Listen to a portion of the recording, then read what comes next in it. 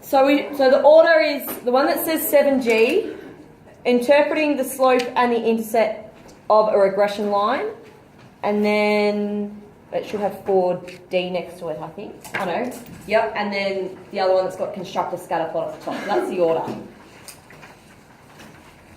So 7G, interpreting the slope and intercept, and construct a scatter plot. That's the order they go in. 1, 2, 3. Alright, so the last lesson I was in the classroom with 10 toenails. What were we... I've only got 9 now. What were we learning about? Or what did we look at? Probably one of the most important lessons for this whole unit. Regression.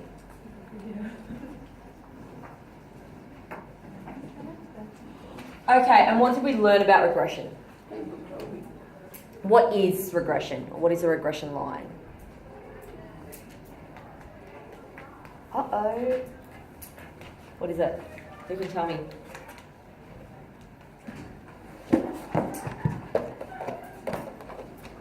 We're fitting a regression line. What are we doing? Yeah, excellent. So it's a line of best fit. Okay, so we have our scatter plot. And we're calculating the line that fits our data trend the best.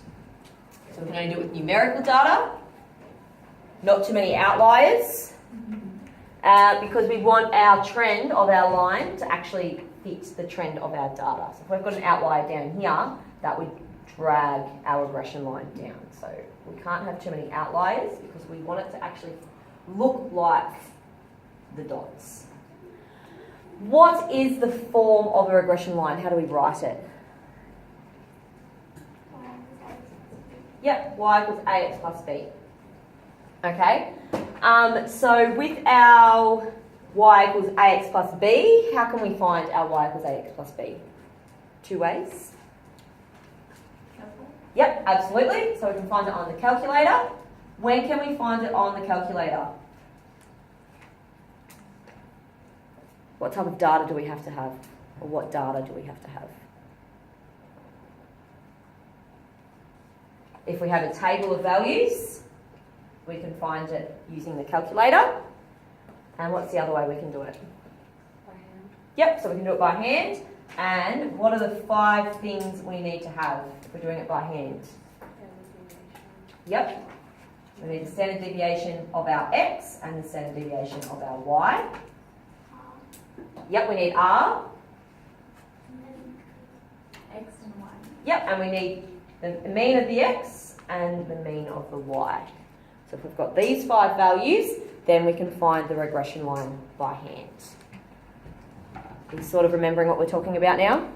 Yep, all right, cool. So this is what we learned about was how we find the regression line. So we've got some data, we've put it on a scatter plot, we've had a bit of a look at it, we said, okay, this is the strength, we've put a line to it. Now we're actually starting to look at, okay, now that we've got this, what does it mean? What are we going to do? So what we are doing today is we're looking at interpolation and extrapolation and how we can make predictions using our regression line. So we've got all this data, we know what this data tells us, now we can actually use it to predict not actual data points, but predicted data points. So once we've found the equation of the least squares regression line for a set of data, we can use it to make predictions. When we make predictions, we are either making predictions within our data range, which is called interpolation,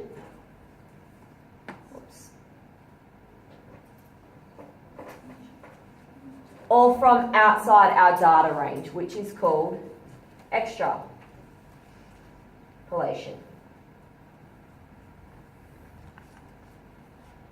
The strength of our correlation, so the strength of our scatter plot, will determine how accurate our predictions will be. So if we've got a scatter plot and it's a pretty good correlation, pretty strong correlation, then our regression line is going to be, all our data points are going to be really close to our regression line. If we have a weaker correlation, then we can see that we've got actual data points further away from our regression line, so our predictions aren't going to be as accurate. So the stronger our R, the more reliable our prediction is. When we're using interpolation, we can be fairly confident that our predictions will be relatively accurate. They're not going to be exactly accurate because they're not actual data points. They're only predictions. All right? And when we use extrapolation,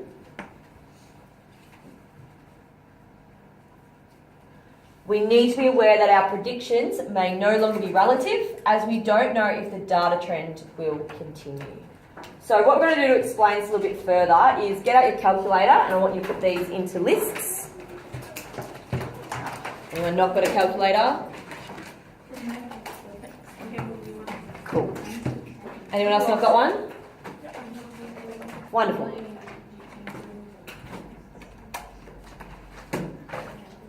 So put them into your calculator, your lists and spreadsheets.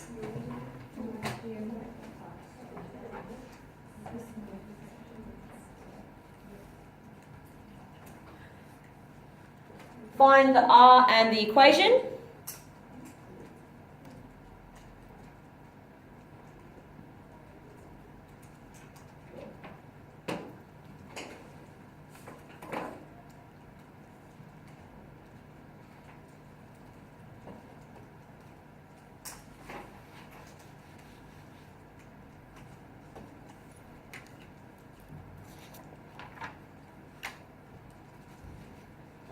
Your calculator.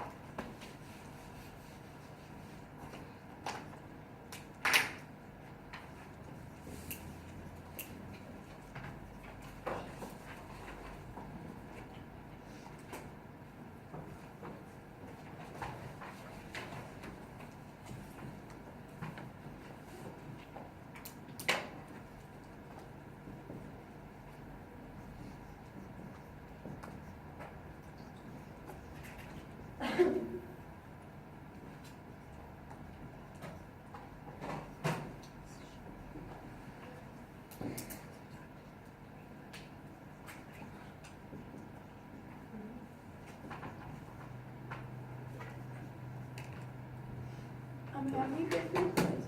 3.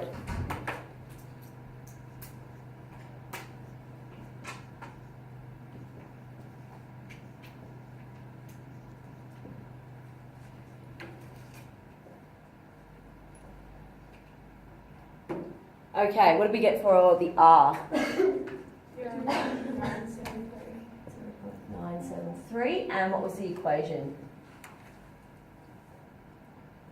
What was A? 5.245. And B? 81.587. And what was it, negative 81? No. No, it wasn't negative 81? No. Positive 81? Yeah. Okay, cool.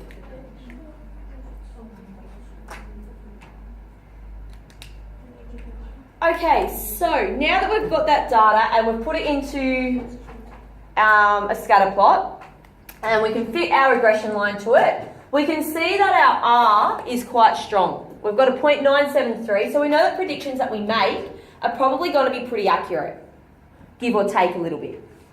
Okay, so now what we're going to do is we're going to predict the height for an 11-year-old. Now we actually have an 11-year-old up here.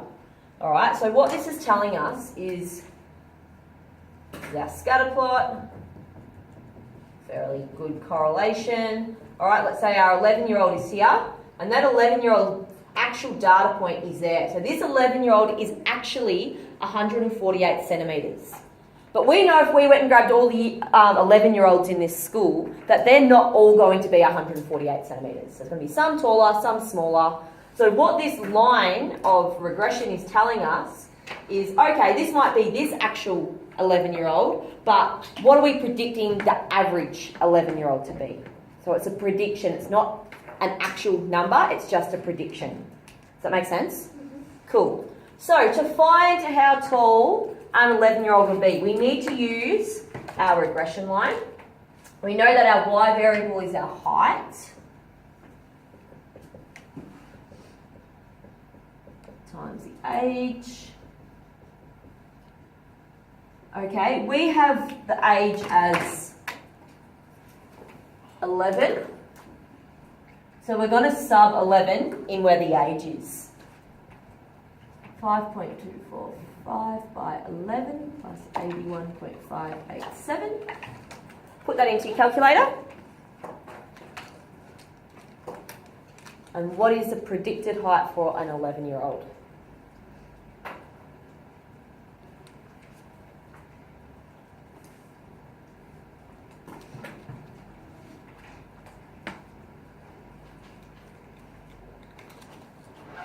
What did we get?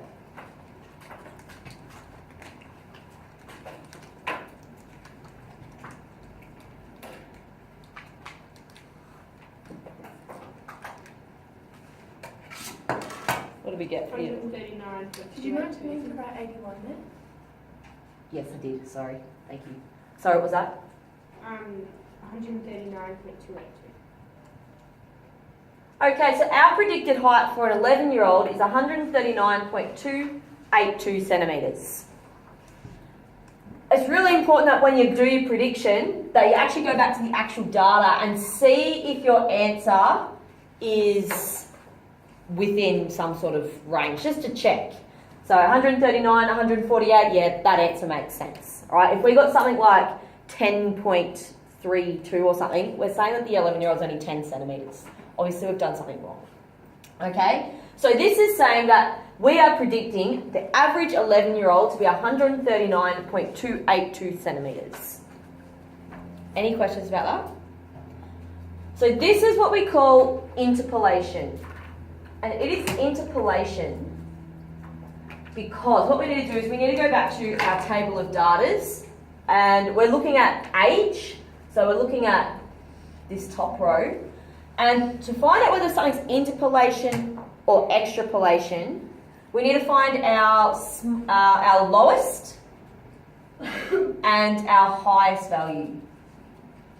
So our lowest is 3 and our highest is 18.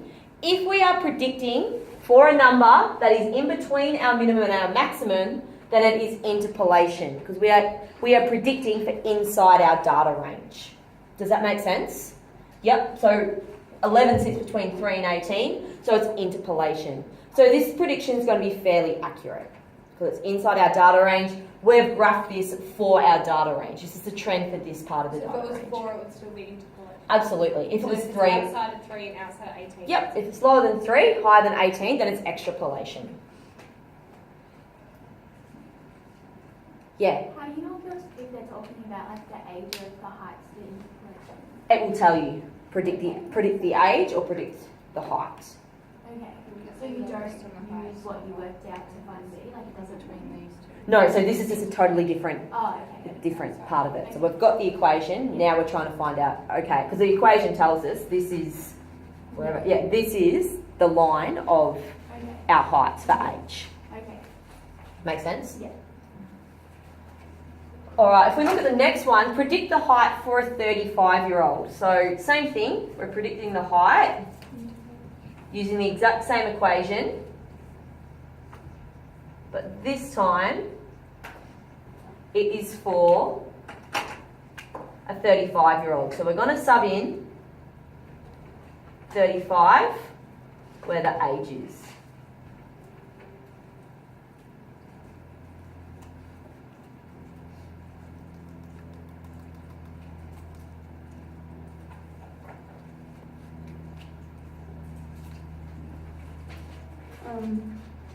Yep. I don't know if this is right, but 265.162. So 265.162 centimetres. Everyone else get that? Yeah. Yep, cool. So what this is saying is for a 35-year-old, we're expecting them to be 265.162 centimetres. Who knows someone that's 35 and that tall? No one gets that tall. All right. So if we actually look at the 35, are we interpolating or extrapolating? Our 35 is out of our data range. Yeah. So we are extrapolating. So what this means is extrapolation. So what this means is we have a data set. We have data for only between 3 and 18 years old. We don't know what happens after 18 years old because we don't have the data for it. In general, we know what happens after we turn 18. We stop growing, or around about there, we stop growing. And so if we were to continue this scatter plot, it would start to plateau out and then probably start to go back down once we got to about 50 and started shrinking again. Okay, so so what this is saying is this is the trend line for this data range. If we're predicting inside this data range, then it's going to be pretty accurate. We don't know what happens after this data range. So if we're predicting outside of this data range, it's less reliable, as we can see, because we know we don't keep growing after we turn 18, 19, 20. So we don't keep growing by the time we're 35. So this, yes, this answer is correct for what we are being asked to find and what we are doing, but it's extrapolation, so our answer is not reliable. Does that make sense? We can get a correct answer, but our answer is not reliable because it is extrapolation. Do we have to explain? You can just say, because then, is this prediction reliable? No, because it is extrapolation.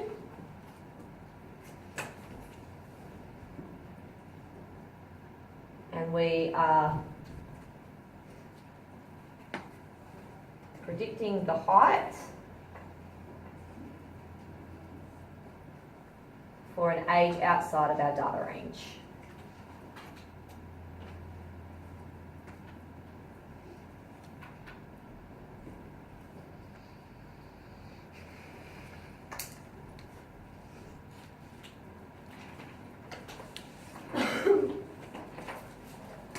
And I'm just going to write a bit of an explanation for interpolation as well. Sorry, I'm in people's way.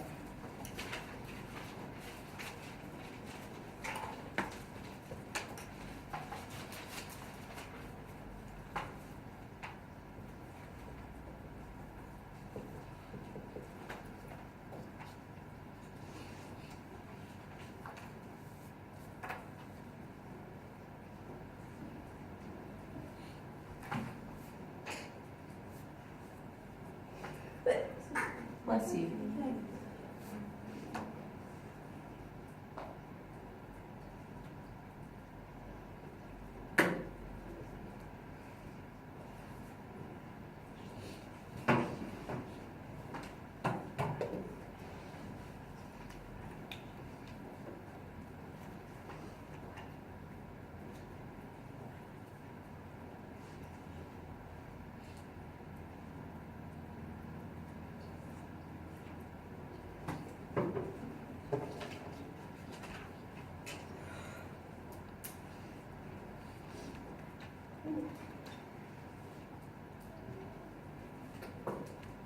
Do we have any questions about inter or extrapolation? Do we understand the difference and why one's reliable and why one's not? Yep. Cool. All right, the last part of this predicting data is if someone has a height of 153 centimetres, that's meant to say how, not who, how old can we predict them to be? So this time we're trying to predict someone's age if we've been given their height. So we use the same equation. Oops, I can't spell height.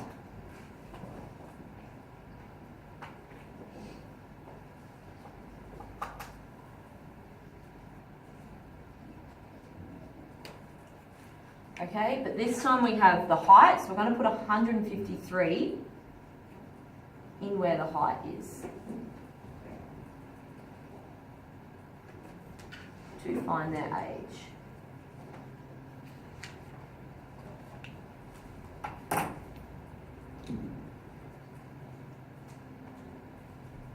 Two ways you can do this. You can do this, if you love algebra, you can do this by hand. If you don't like algebra, your calculator will calculate it for you. So, do we all know how to do that on the calculator?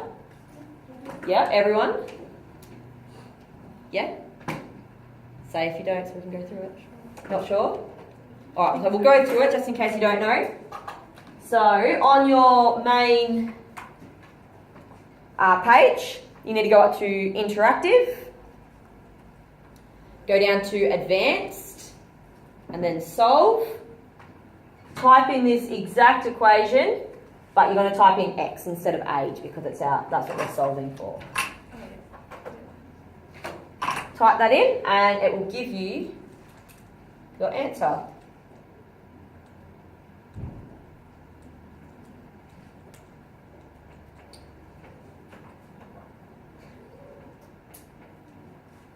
How old do we expect this person to be? Would you round up? Yeah, I'd round, yep. Yep. So first I'd put your actual answer, and then I would put your rounded answer to the whole year because we're talking about someone's age. And because all of our data for age is in just years. So would we have to ever do that by hand? No, they will never ask you to do it by hand. No, you will always be able to do that by calculator.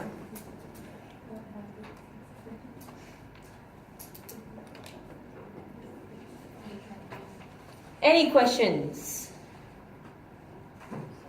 No? I think that was everything on this. Yeah, on calculator. Cool. Okay, so we'll move on to the next bit.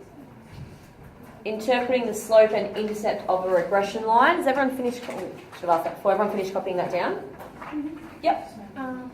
No, still going?